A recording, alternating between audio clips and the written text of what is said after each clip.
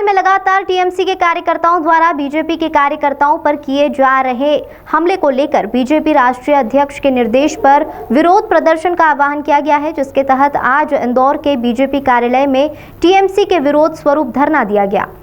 मंत्री तुलसी सिलावट ने कहा कि चुनाव प्रजातंत्र में हार जीत तो लगी रहती है, लेकिन जिस प्रकार से टीएमसी के कार्यकर्ताओं द्वारा बीजेपी के कार्यकर्ताओं पर हमले और हत्या और हिंसा की जा रही है, इसकी जितनी बदसरना की जाए कम है। आज इसके विरोध स्वरूप इंदौर के बीजेपी कार्यालय में धरना दिया गया। पश्चिम बंगाल में तृणमूल कांग्रेस द्वारा लगातार भाजपा के कार्यकर्ता की हत्या और हिंसा की जा रही है। इसके तहत बीजेपी के राष्ट्रीय अध्यक्ष के आह्वान पर पूरे देश भर में टीएमसी के खिलाफ मौन धरना प्रदर्शन किया जा रहा है। भारतीय जनता पार्टी के जल संसाधन मंत्री तुलसी सिलावट, सांसद शंकर लालवानी, इंदौर नगर अध्यक्ष गौरव रणदीवे, विधायक रमेश मेंदुला इस दौरान मौजूद रहे। हिंसाएं हो रही है, बीजेपी कार्यकर्ताओं की हत्याएं हो रही है, क्या अपील करेंगे आपकी? देखिए, मैं लगातार 1.5 महीने पश्चिम बंगाल में रहा हूँ इस चुनाव में, और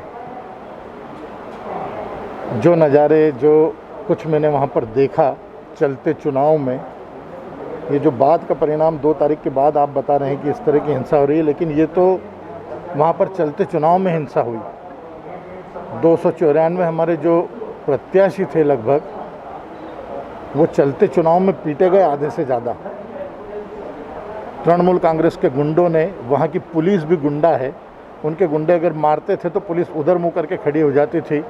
न तो वहाँ के लोग चुनाव आयोग से डरते हैं, न लोकतंत्र से डरते हैं, किसी भी तरह का कोई उनको न खौफ है, न भय है, न सम्मान है।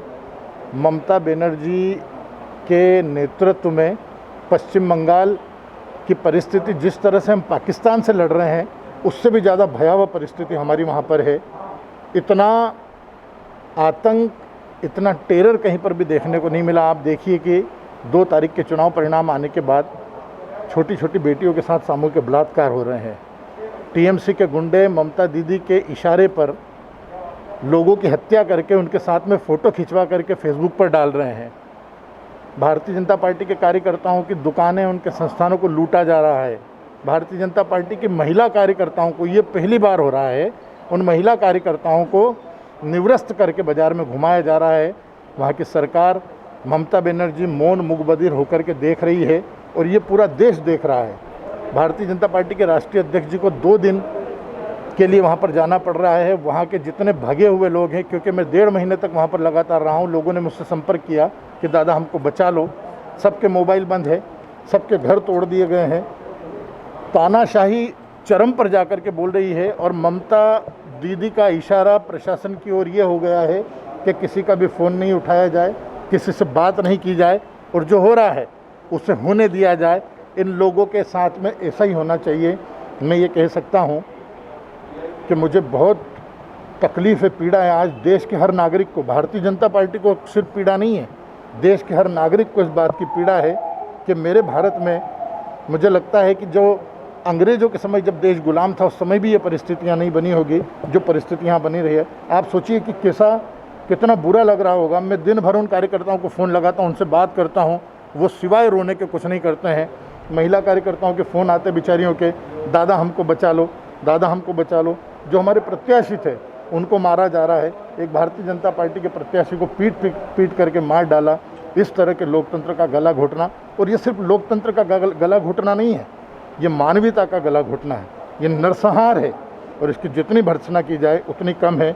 मैं देखिए, इस भारत का नागरिक होने के नाते देश की सरकार से ये मांग करता हूँ, माननीय प्रधानमंत्री जी से मांग करता हूँ, देश के गृह मंत्री जी से ये मांग करता हूँ कि इस तरह का कत्लेआम बंद किया जाए। उनको संज्ञान में लेकर के त्वरित, क्योंकि हम जितना लेट करेंगे उतना ज़्यादा नुकसान होगा। कई बेगुनाह लोग मारे जाएंगे, और मौत की त्रासदी पूरे बंगाल पर छाई हुई है। क्या जिस तरह से कार्यकर्ता मर रहे हैं, तो क्या वो मानते हैं? भाई, प्रजातंत्र में हार जीत होती रहती है। बंगाल में जिस प्रकार से ममता जी की पार्टी द्वारा जो हिंसा की जा रही है भारतीय जनता पार्टी के कार्यकर्ताओं के साथ, उसकी जितनी भर्त्सना की जाए वो कम है। इसी हमारे राष्ट्रीय अध्यक्ष जी के निर्देश पर हम लोग सब गौरव जी के नेतृत्व में संगठन भारतीय जनता पार्टी का धरने पे बैठा है विरोध स्वरूप।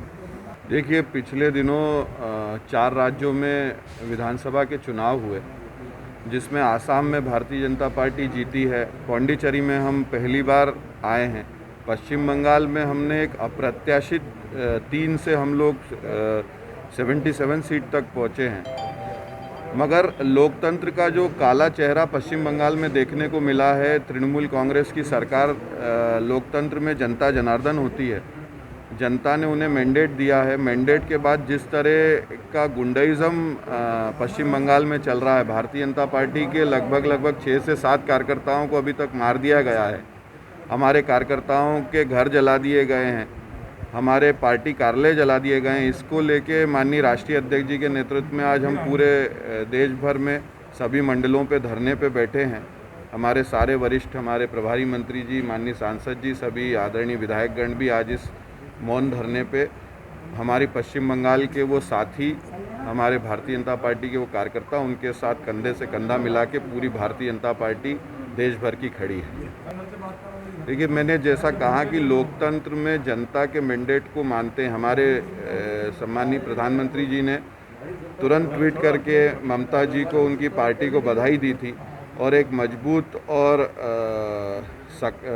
सकारात्मक विपक्ष की भूमिका का हमने उनको वादा भी किया था, मगर ममता बनर्जी और उनकी पार्टी अभी भी गुंडाइज़्म पे है। भारतीय जनता पार्टी के कार्यकर्ताओं के साथ जो पश्चिम बंगाल में हो रहा है, वो मुझे लगता है देश में इस तरह की घटना कहीं और देखने को नहीं मिलती।